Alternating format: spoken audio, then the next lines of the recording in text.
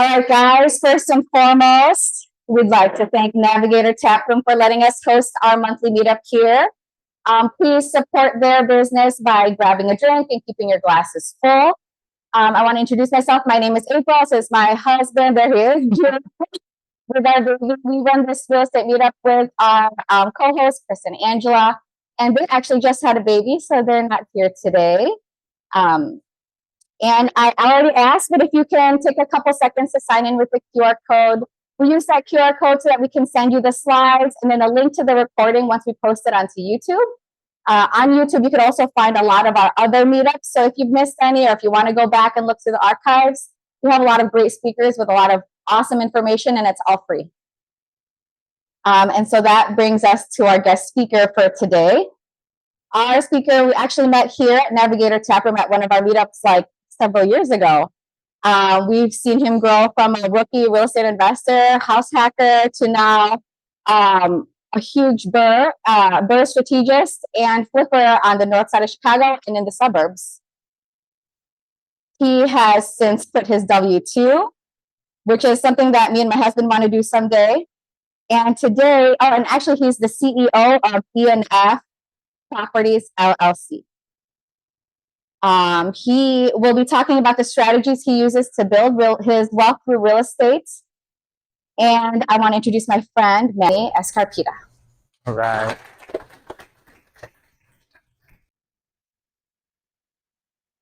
Thanks, April. Appreciate it. Hi, guys. Hi, everybody. My name is Emanuel Escarpita. I'm going to talk about BRRRRs and flips today. That's primarily my focus in my business. All right, a little bit about myself, guys. I was born and raised in Chicago. Former union carpenter for 10 years, 10 plus years. I've been able to leverage that experience. I was working downtown high rises for the most part, anywhere from $50,000 jobs to $1 million plus developments. I leveraged that to my business today. So it's been the reason I've been having success, right? Double down on what you know, and you definitely see the success there. Full-time investor now for about 2 years, doing the BRRRR strategy and flips. For those of you who don't know, the BRRRR strategy is buy, rehab, rent, refinance, and repeat. I'm going to talk about both, kind of like put them together, because they're pretty similar processes. The biggest difference on the BRRRR is when you're renting instead of selling, and then you're starting to refinance and repeat the process, right? So I'm going to talk about the key points that I believe are the most important here in order to be successful in BRRRRing and flipping. So first is finding the deal, right? There's four different ways to find the deals. First, traditional way, MLS. Not only the best deal, there's a lot of competition, right? Everyone has access. So that's your Redfin, Zillow, Realtor.com. There are deals out there, guys. Don't let anybody tell you there's not. I hear that all the time. There's deals out there. You just got to find the opportunity. Pretty much, it could be mismarketed, guys. Like there could be a bathroom missing. So go out, go look at these properties, and you could definitely find some missed opportunity or mismarketing. Second is what I've had most success in, direct to seller's agent. You could go directly to the seller and build a relationship with these people. Sellers that get constant listings is what you're looking for. After it's a long-term play, right? But once you develop these relationships, they're going to be bringing you deals directly. I've had success with numerous realtors now that are bringing me deals directly before they ever hit the market. The way you do this is, easier than wholesaling. Definitely a lot easier than wholesaling. Wholesaling involves, it's a business, right? You gotta do marketing, cold calling, mailers is another way for wholesaling. I'll get into that a little bit more on the next one. The way to incentivize, you might ask, why are they going to work with me, right? Like they could just put a list on the MLS. The reason why is you got to make it very seamless, a very seamless process. Offer dual agency is a huge one, right? Or you could say you just got to represent yourself and be able to negotiate that buyer's commission, right? As be able to negotiate it down. It's been rehab. The big one though is just being like somebody, a man of your word or a woman of your word. Whatever you're going to purchase it for that price, right? You're going to have your inspection, but don't like nickel and dime, right? You want to make it as simple and easy of a process as possible. That way they continue to bring you deals. Don't go back and try to renegotiate for, pennies. Next slide. Underwriting deals. Learn how to count correctly. That's a huge one. It all starts with the ARV. So when you're looking for your comparables, make sure there's a lot of rules, right? But some of the main ones, the square footage. You don't want to be anywhere plus or minus of 200 square feet. Bedroom, bathroom counts a big one. Not crossing big intersections, right? That could, that doesn't kill a deal if you don't have the right ARV. Renovation costs is another huge one.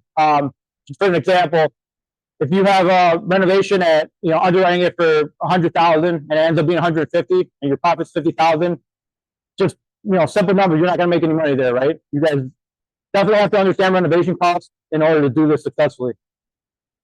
Holding costs, times two, right? A lot of people miss that. Whether it's BRRRR or flip, you refinance on the BRRRR, you're refinancing. On the flip, you're selling. When you're selling, you also got realtor costs. So definitely factor those in. They're anywhere from 4 to 6%. Points. I've been seeing a lot more points on traditional and definitely on hard money. Hard money lenders are more like investor loans. If you don't know, definitely want to consider the points. They're anywhere from 1 point to, I've heard, as much as 4 points. Holding costs, right? How big is this rehab? If it's going to be a 3-month rehab, then you got 3 months of holding costs and then the sale, right? Whether it takes 30 days to 60 days. On these larger ones, you're looking at somewhere around 9 months, at least in Chicago, right? So definitely account for those. Those holding costs add up very quickly. So finding the money, using other people's money. So you could definitely buy with your own cash, right? But if you do want to do multiple at a time or keep growing, you're going to need to find the money, right? A great way that I use a lot is hard money. Great way to purchase and they also fund 100% of the rehab. Down payments are usually anywhere from 10% to 25% with hard money. Private money, I feel like the end goal. That's borrowing money from a person who has capital that they're trying to invest. They're trying to invest with you, whether it's for the down payment for the hard money or whether it's the full amount. There's a lot of private money out there. They're just networking and coming into groups like this is where you're gonna find that. Money partners, another great way to get deals financed. I've had plenty of money partners that I partnered up with when a deal comes across my table and my capital's tied up in another project. Obviously it's building a relationship with people, and they've been able. I bought them deals and they've trusted me, and we've definitely partnered up in that way. HELOC and business loans. There are small business bank loans that you can go and seek. It might take a couple times, but there are definitely a lot of business loans. I've been able to get one successfully. HELOC, quick tip: if you have a solid W-2, do it. Get a HELOC today. Start the process tomorrow. I regret every day not pulling a HELOC when I had my W-2 and quit my job. Just a quick tip there. It's a lot easier to get it when you have a solid W-2 income. Please imagine contractors. Contractors can make or break a deal. Never pay upfront for your labor. You never want to do that, obviously, because they haven't done anything yet, right? So I've heard all the stories in the world where people are paying for contractors' labor up front and then they don't show up, right? A quick tip for me, starting off, that definitely helps is paying for materials until you build trust with the contractor.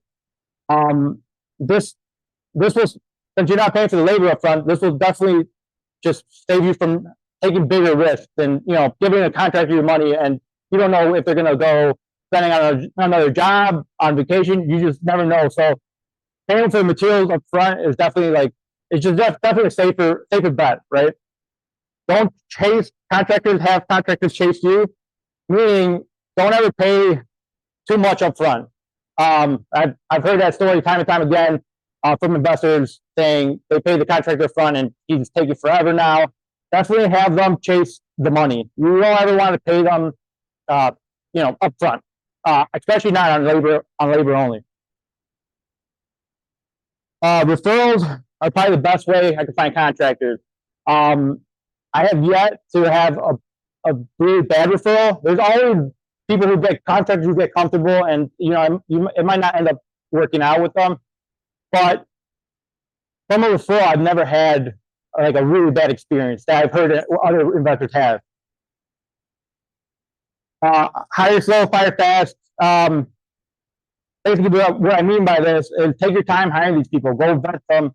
Go look at the properties that they're working on right now. If they're not working on property, that's a bad sign, right? Go look at the properties they're working on right now. Ask for photos. Ask for referrals.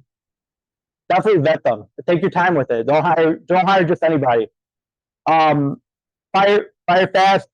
Just if they're not performing, if they're not showing up, don't wait until it's like too late, right? Until you pay them half. Do it right from the beginning. Like, just don't wait around until you're out of options and your holding costs are super high, and you just have no other way out than keeping them there. Try to keep your contractors happy. Obviously, even small things. Most of these people are simple. You buy them food every now and then. You buy them, shirts so they can feel like part of a team, right? I have a mixture of subcontractors and hourly guys. Treat them all the same, and it goes the same for all this. Goes the same for if you're not going to go. I'm my GC, right? This all applies even for if you're going to hire a GC, right? Just keep everything in writing from scope of work. Your scope of work.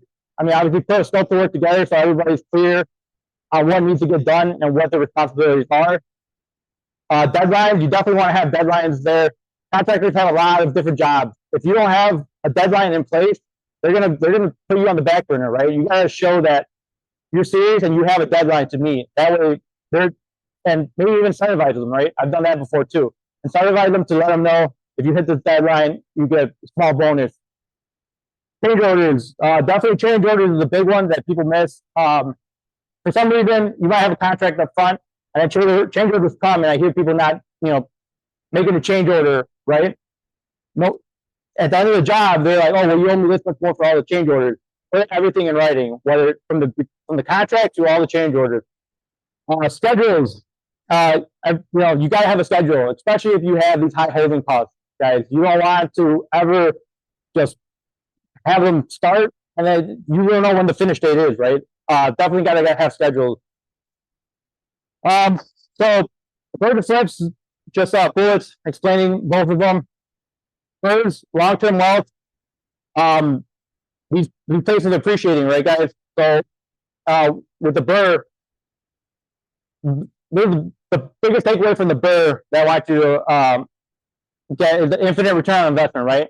So you just could keep pretty much recycling all this. So your initial investment, you're putting it in there, you're buying it, rehabbing it. When you do a refinance, it's a cash out refinance. So the whole goal of it is to get all the money capital you invested back, right? And just keep doing it over and over. Passive income is definitely great. That's what a lot of people know is cash flow. Forced appreciation. So you're forcing appreciation through the rehab, right? So at 25% on the cash out refinance, that's all forced appreciation. Should be all forced appreciation if executed correctly. Great part of it. I self-manage. They're pretty much turnkey properties, right, guys? So you're not, fixing these small items or big items. Everything gets taken care of up front. On the flips, usually big paycheck, right? Active income, which definitely has its tax burden, right? Active income gets taxed high. Can help fund lifestyle and multifamily projects. The reason I like to do these both, guys, is to offset my active income with the BRRRR strategy with the buy and hold. All right, I think that's it. Q&A.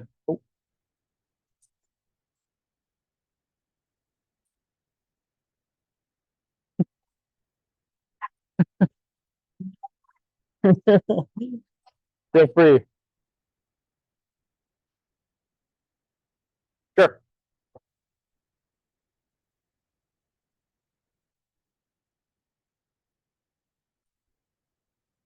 Can record it on a recording. Okay. But you have to speak loud enough for everyone. Got it. So you mentioned the BRRRR versus flip method, and you do both. How do you differentiate when you're underwriting a deal, which one you choose? Great question. So I typically know from the beginning, single families mostly, I do flips. The cash flow is really hard to find, at least here in the northwest side of Chicago. And then I look for multifamilies, and those typically, just depending on the cash flow mostly, there's some higher areas where it just makes more sense as a flip, right? There's not too much cash flow there. Less cash flow, a little bit more risky, right? In case all it takes is one thing to go up, whether it's insurance, taxes, and your cash flow might, go away. So that's how I underwrite them at least, and decide which one I'm going to go with on the multifamily. Anybody else? Oh. Okay, I was gonna ask, can you hear me? Oh, it's for the, oh, I see. Yeah. So, I mean, there's a lot of steps in the BRRRR process. Like, Sure. which one do you think is the hardest and why? I always think the rehab is the hardest, because it's just, you're dealing with everything from the city to contractors to timelines. Yeah, you're dealing with, you got your holding costs that are coming really quick at you. So I think pretty much the rehab would be the hardest one. Thanks, fun. Can I ask a question real quick? Sure. So for the holding costs, can you go over some holding costs that maybe people don't really think about or don't even realize that they have to account for when they're doing their underwriting? Yeah, absolutely. The holding cost, that's everything from insurance, electrical, gas, right? Water, the big one I feel like people miss usually, even though it's a small one. So those are the small ones that, you could potentially miss, right?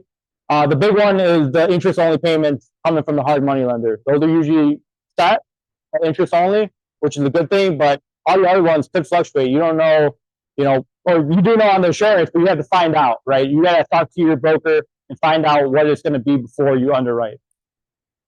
So my question is more of a mindset because you Sure. quit your job and become full-time. So can you give us an idea about the thought process, how long it took you to think about it? What was the challenges in the decision so that people are aware if they want to, go forward in the future? Yeah, sure. Great question. I guess there is just, you got to find your value of time, right? Let's say, as a union carpenter, we're there at $50 an hour, which good pay, right? You just got to see what your time is worth. I have done a BRRRR while I had my W-2. At that point, I think on the cash out, with the cash out, it was like somewhere around $300K. It was a really good one.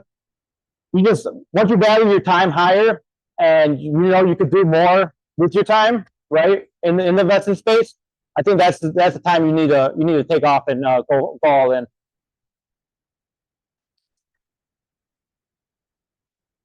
When you're at the refinance stage, how do you identify lenders to refinance with? What are things you should consider when making that search and making sure that you're ready for that refinance?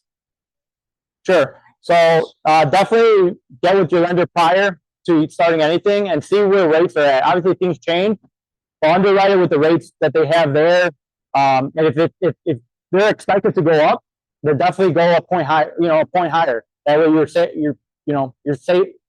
safer, right? You never know what's going to happen. Everything here's a risk, but definitely get with them before. If you have a W-2 income, see if you could do more of a traditional style.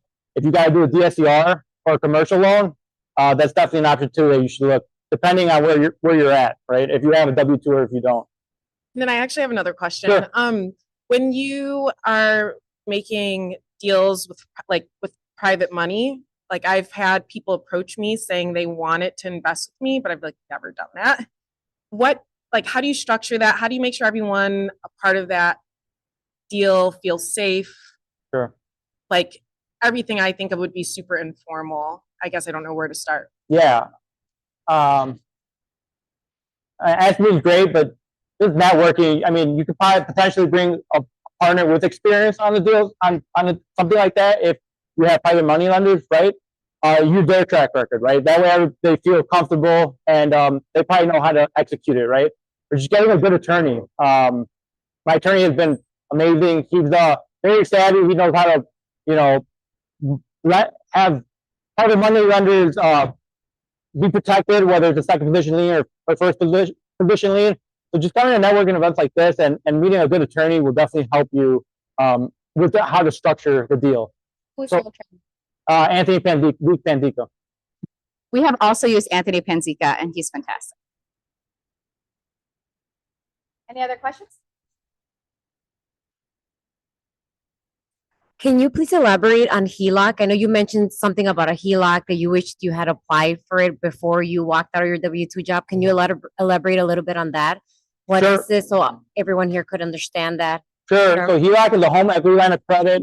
It's basically getting a line of credit on your personal residence. There are also options for lines of credit on an investment property. It's going to be a lot easier to qualify if you have a solid W-2 income. You could use that for purchasing properties. You can use that for rehab. And it's a line of credit. So if you're not using it, you could put it away. It's you're not getting charged interest while it's put back. While you're working on fix and flip and BRRRRs, it's super useful. Especially because it is a fluctuating rate. So you don't want to do it on a long term. You don't want to do it on a long term. You want to do it on something like a flip or a BRRRR, because you'll be able to cash out, refinance, or sell it and pay them back. I know you mentioned it was difficult to get the HELOC. It's difficult to get a HELOC if you are your own boss, like a 1099. Sure. So how are you getting lending as a 1099? I know there's a lot of people that are, and they're wondering how they can do that. Yeah. So primarily for these, I'm working with hard money lenders, right? Some of them do DSCR loans too. So DSCR loan is basically a loan that is using the cash flow to qualify that property. Interest rates are a little bit higher. How much? I think right now it's about almost like a point higher. Yeah.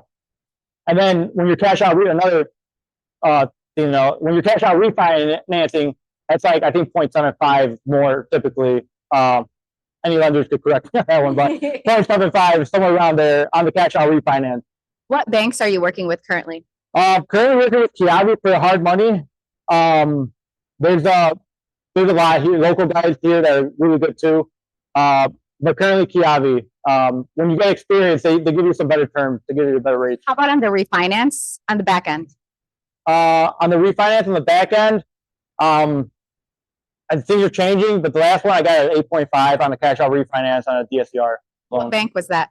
That was American Heritage. They're actually based out of California, but they're hard money lenders as well, and they definitely work with beginners. Can you tell us, like in the last couple of years, have you changed any of the rehabs or the finishing type based on the need on the rentals and the demand? Yeah, What you see? yeah, that's a great question. Actually, they will be, at least for me, they will be a little bit different, right? On a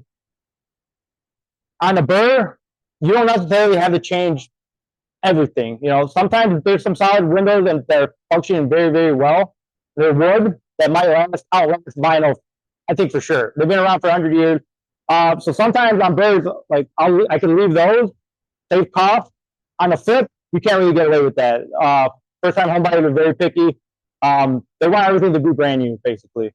So that's a great question. As far as finishes go, on the flips, you want to be anywhere from like mid-tier to like higher tier, definitely. It just helps to move faster, standing out from the competition, going a little bit above and beyond from what the competition's doing. Definitely has helped get these properties sold. And as far as the BRRRRs go, just make it really nice and clean. Probably mid range, but you don't have to go above and beyond on those. And you could get, as long as you have the amenities, or depending on what kind of level of rehab you're doing, you can definitely get a renter as long as it's priced right. You're not going to struggle, right? Like you would with a first time home buyer. Hey, a lot of your a lot of things that happened over the past couple of years, right? So how has your strategy, what was your strategy like when you first started? Sure. And how has it changed over time? And what do you see in the future? Yeah, absolutely. So, my strategy was BRRRR. That was like basically where I started and what I wanted to keep doing. What's changed a lot is the cash flow, right? There's, a lot of people have read Rich Dad Poor Dad where they talk about a lot about cash flow. It's definitely harder to find. So that is another reason why I've done these both simultaneously.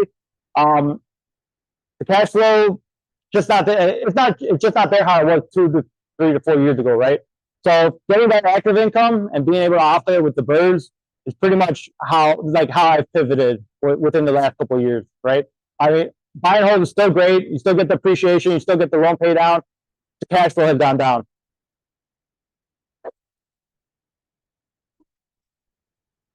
So you mentioned the rehab part was the hardest. I find it difficult to estimate costs. Sure. I've heard like price per square foot plus whatever. What do you I guess how would you typically approach it? I know you have a background in that, so it's probably a little easier for you, but yeah, definitely easier. I think those price per square foot, it's just not a safe bet, I would say. So I would say just starting off with something smaller and just working your way up to these bigger ones, right? And everybody knows about, paint a carpet. You could figure that out pretty easily. Paint carpet, hardwood floors. If you start taking out these bigger ones, it definitely is, unless you find somebody to mentor you who knows these numbers, right? I would say, yeah, just sticking to something smaller, and then you start learning as you go, right? You start learning all these prices. You take out a little bit more risk. You learn, bigger rehab until you get it down and get your numbers, where you know what things cost exactly. I think something that he said earlier is really important. Getting referrals for your contractors. I've actually gotten a referral from Manny before, and I'm still working with him today. Like, he did like the rehab for my sister's rental that we just put up on the market. And you're right. I have never actually had a bad experience with a referral. Things might not have worked out like perfectly, but it wasn't like the guy got my money and ghosted. Right. So like, try not to get these contractors from like Craigslist or Facebook that you don't know who they are. Get it from someone who's done something with them. Yep. Question? Hold on. I'm coming. What neighborhoods do you like to invest in or do flips? So buy and hold, I'm looking at more like C-class areas. So I really like Hermosa. I think is a good one. You're still getting cash flow, but it's still affordable, right? For the flips, I'm looking all over because you're not holding on. The plan is not to hold on to it. As long as this is another great point. Run the numbers both ways, and if it breaks even at least, you're pretty good there.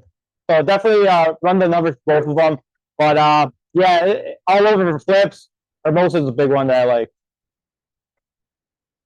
Any other questions? Yes. I know you were talking about direct to seller agents. How do you find those guys? Because a lot of guys I've been using only give me MLS data and not the actual off market data. Yeah. So what's the best strategy for that? So great question. So there's not a lot of off market data. How I've had success is actually, being the end buyer, right?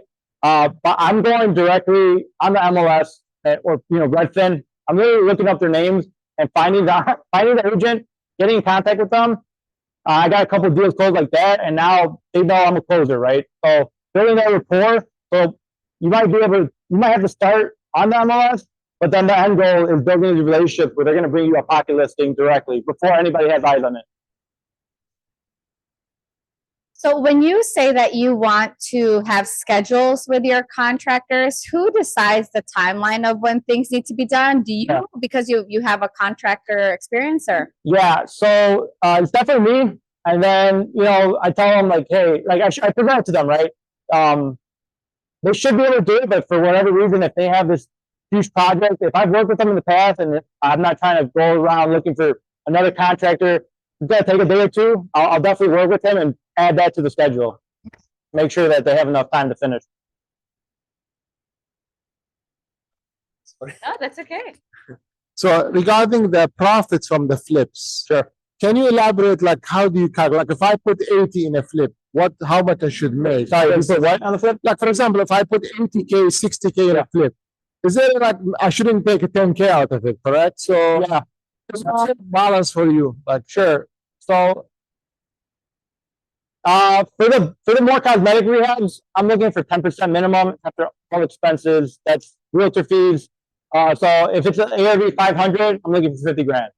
On something more of a heavy rehab, I'm looking for 15% end profit, and that's off the ARV from the sale. Yep, exactly. It's a healthy number, right? And yeah, if things go south, you still have enough margin to break even. From flip to sale, 3 to 4 months is like my go-to. On the bigger ones, you can't do that, right? It'd be nice, but yeah, on the more cosmetic ones, 3 to 4 months is ideal for me. I guess is there a mistake that you've come across when you were doing your maybe first couple deals? Yeah. And what is something that maybe you wish you had known back then? Great question. I wish I would have, I don't know, I guess just learned how hard money works a little bit earlier on. The draw process, lien waivers, it was all new to me, right? I have a construction background, but those things I was not taking care of. It's just a learning process, and it's frustrating, but I don't know, I guess if I would have researched it more, it would have been a smoother first experience instead of just jumping in there. Yeah, sometimes you just gotta jump in there though, right? That's true. Any other questions? All right, can you talk about maybe your best deal and your worst deal and what happened in each that Sure. made it the best or the worst? Yeah, absolutely. So my best deal was one I got off a wholesaler, Bungalow in Portage Park. I had done business with another wholesaler and did everything right by him. I actually found that wholesaler on the MLS, built a relationship with him, and he pretty much introduced me to another wholesaler. The deal was, I think as it was probably worth 300. He had it locked up for 150, and he sold it to me for 235. He made 90. I made 90. We're doing a lot of work, but yeah. So that was probably my best deal. And then, as far as the worst deal, it was a deal I found on MLS. Kind of like just trying to, maybe try to keep my guy a little busy, but it was still my 10% profit margin. But winter was coming, fall was coming. Interest rates had just spiked to 8.5 or something. We did a 20K price up, and I made 20K on that one. So that was probably the worst. Yeah. You didn't lose money. I didn't lose money. Thanks. Not exactly. Thanks.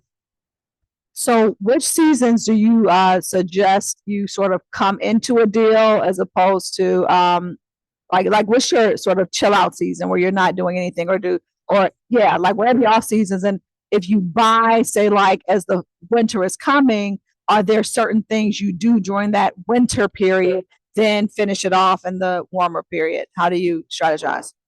Yeah, that's a great question. So I guess I try to get a little bit of bigger jobs throughout like the fall to kind of like load up for the spring, right? That's a strategy I've used. Yeah, I was just working throughout the whole time. There's no real like off season other than selling. Listing in November and December are pretty brutal. You're probably not going to get many showings, if any at all. Everyone's on holiday season, I guess. So at that time, if plan it out so it doesn't land, a rehab doesn't finish. Sometimes it happens, right? But yeah, try to, or at least even account for more holding costs, so you can wait until mid-January or February to list it. And if the numbers work, buy it and take a little bit longer to rehab or hold it, leave it vacant. How does building the trust or building the relationship with your money lenders and other type of contractors, how does that look? Great question. I think it could be even simpler as just coming to these meetups. Like people have will notice when the same person is showing up consistently, right? Now just networking, walking properties, just building your experience, and like the confidence will show once you know what you're talking about, right? In the beginning, it might be a little hard, right? It's hard to have a track record. I didn't do it in the beginning. I used a lot of my own money in the beginning, probably the first 3 deals. So at that point, you have a track record. I don't know, just being somebody, somebody with integrity, pretty much, man. How to show it? I think you kind of need a little bit of a track record, but another way around that is partnering with somebody who's already doing it, right? And bringing value in whatever way they need it. Any other questions? Going once. Going twice. All right, let's give Manny a big round of applause. That was like, good. Thanks, I appreciate it. Thank everyone for coming. He had so much good information, like really realistic information, just because he's been through it, he's going through it. If you want to network with him afterwards, feel free. I do want to take a group picture by the beer wall over here, and then we can start networking. And our next speakers are actually here today for the end of September. It's Juan and Diana over there. And so we hope to see you guys at that one. Thank you guys for coming. Okie dokie.